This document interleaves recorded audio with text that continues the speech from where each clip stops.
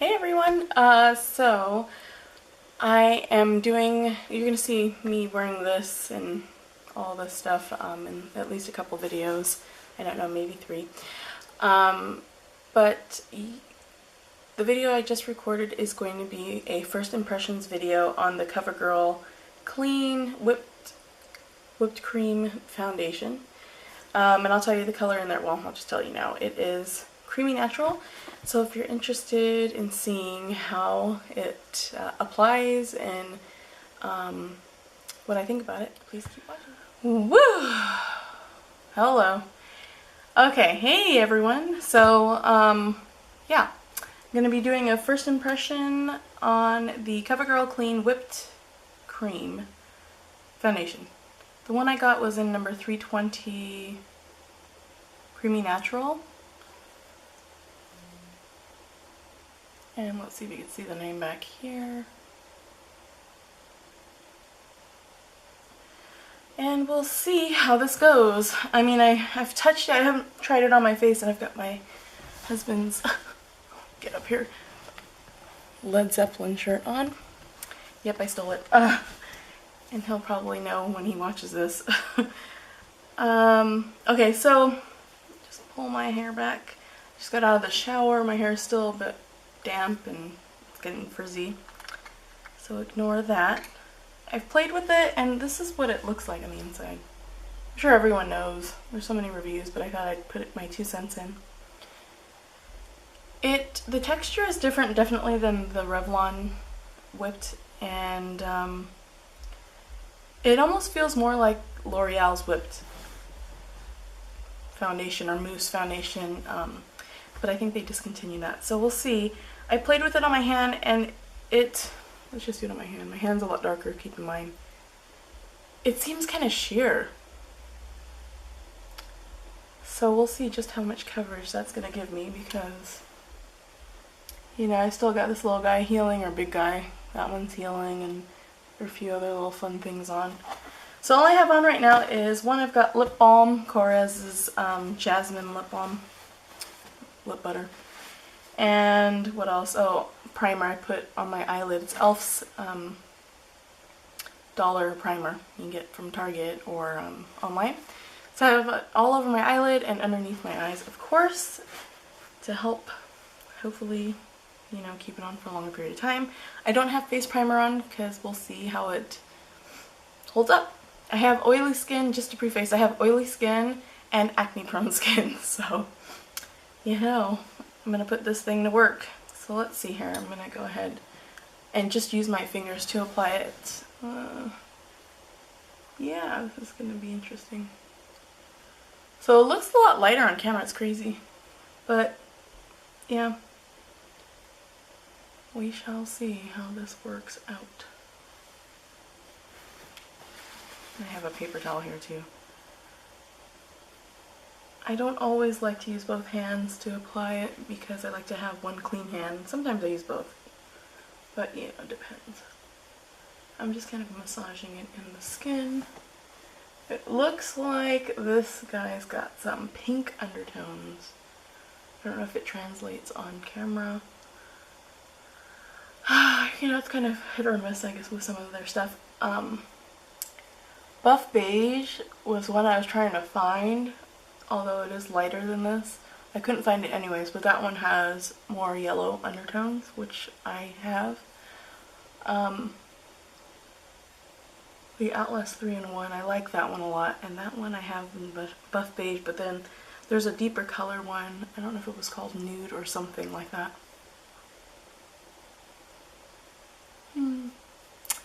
It feels silky on, so that's nice, but you know, if you don't like the silicone feel, then you might not like this. Like, if you don't like Smashbox primer, which I'm not really a fan of, this is smoother than that, like, or it doesn't feel as slick as that. But I like Benefit's Professional, so I don't know what it is. It's just less slick. Maybe it's a little closer to that, but it's okay. Okay, so this is one coat. I mean, it's evened it out a bit. It's crazy. It looks hella whiter than my neck, huh? we'll fix that with bronzer. Yeah. It's definitely too light of a shade. I couldn't find a happy medium though. The darker ones that were left were too dark or really, really pink.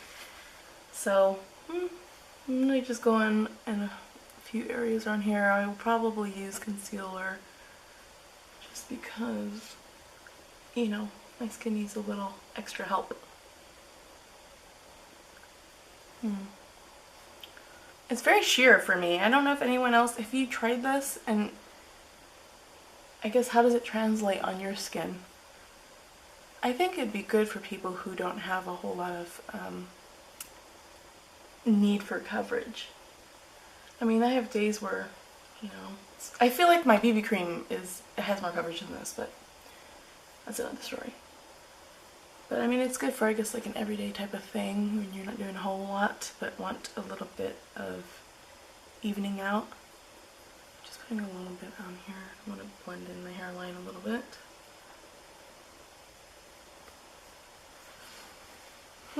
Well, I'll just go ahead and put some concealer under my eyes. Got the Garnier eye roller. Can it zoom? Thanks.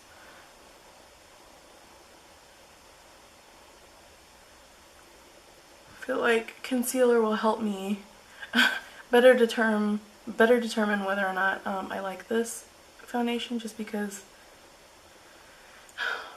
you know, the eye circles are so prominent. I feel like it's so distracting from being able to, at least for me, to see whether or not, you know, this foundation's decent or semi-decent and whatnot.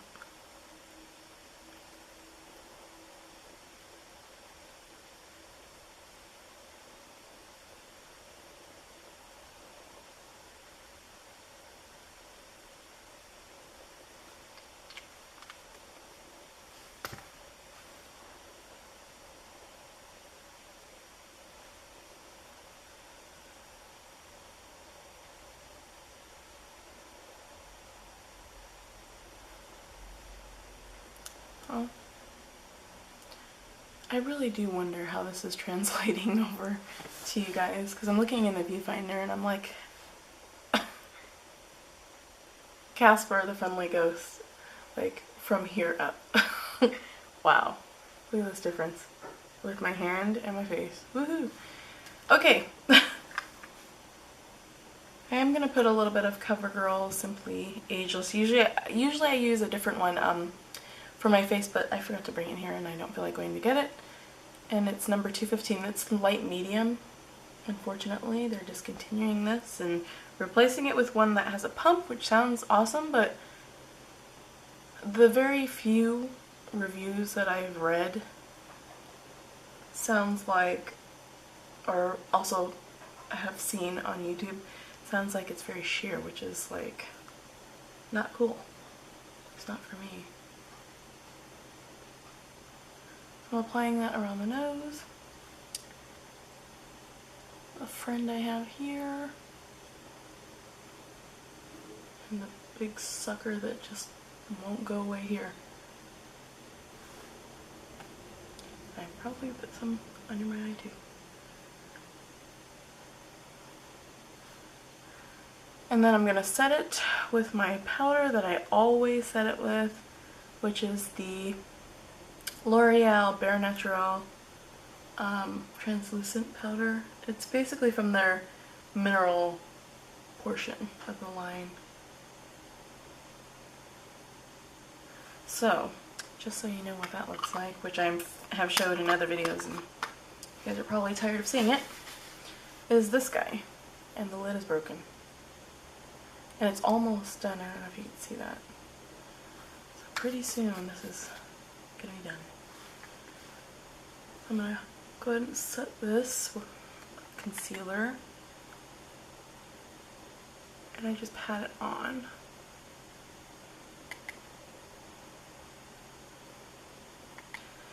I feel like it sets it but also kind of brightens it without it looking too cakey. So it's, I feel like it doesn't get overdone or anything like that.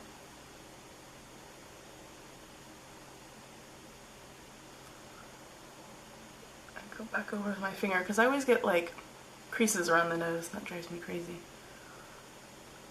Even when I set it with a powder, it always comes back. What you gonna do?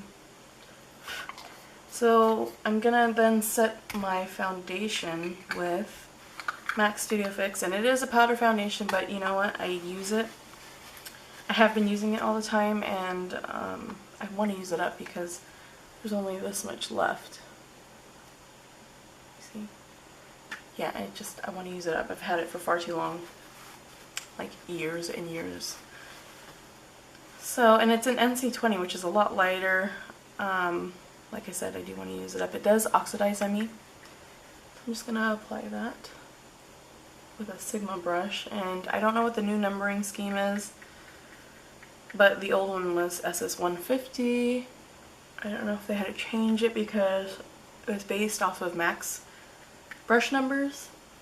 So I don't know if they got in trouble for that, but who knows really. Yeah, so you can still see my freckles and everything, which, you know, it's okay. You know, I've made peace with my freckles. It's the zits that I despise. Okay, let's get a little closer. Can you see? I'm gonna put my face back on and then we'll see. But let's see. Whoa, baby. Yeah. So you can see everything still. You see all those freckles? Yeah. Whoa, not in. Out, out. I don't have a remote, you know. But, okay, so I'm gonna put the rest of my face on, and I'll be back. Okay, hey guys, so it's about 6:30, and I forgot to say the time earlier was 12:30, so it's been about 6 hours. Or a little after 6:30. So it's been about 6 hours since I've applied this, and I am definitely shiny. It has oxidized, but I can't tell if it's, I'm looking in the viewfinder, I can't tell if it's the foundation or if it's the powder, because the powder I know oxidizes. But I don't know, maybe I'll give it another go later in the week with a different powder just to see if it's changed. But I did blot my skin with those e.l.f. Blotting sheets that were like $1 or something. And excuse the hair, but yeah, you guys can see how greasy I am. It is, let me look in here, almost seems like it's separating around the nose because that is the most greasy part of my face. Just look them. But I mean, overall it's really not so bad, especially for a drugstore foundation. So I will check back in again later this evening and probably in another week or so. So I'll see you in a minute. Okay, it is like 10:45 right now, and I'm gonna take my makeup off. So I've got like stuff peeking through here. Yeah, it's not a long wearing foundation, that's for sure, but I didn't expect it to be long wearing anyways. But yeah.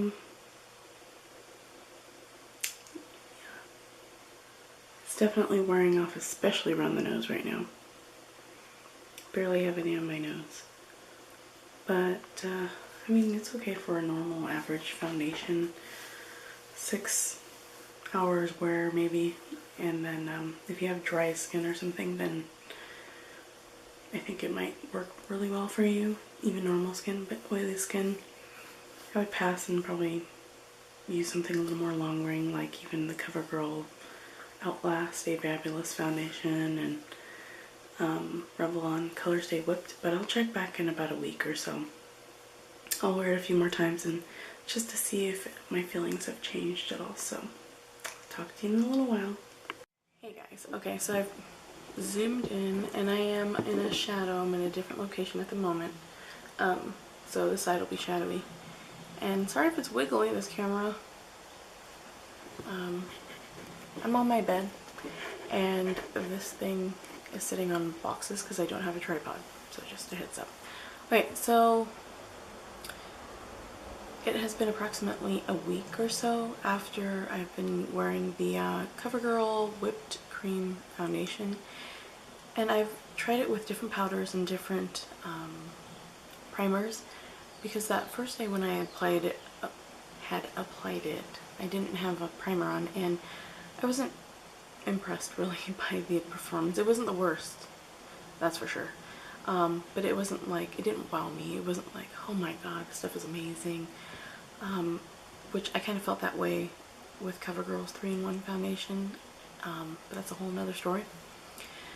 So I thought, well, let's try it other ways, because sometimes you just have to make it work with doing something differently. So I tried it, and so far my favorite way to use it, and I feel like it has significantly helped the performance of the foundation for me. I have oily, acne prone skin, is I've been using Hourglass's Mineral Veil Primer.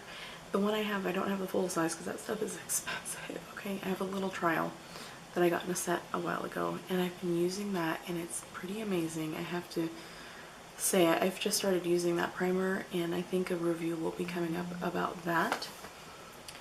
And so I like it with that primer, and I've also used it with Rimmel's Stay Matte powder in translucent, because I found that this foundation, I have it on right now, does oxidize. So at least on camera it looks like it's matching me pretty well.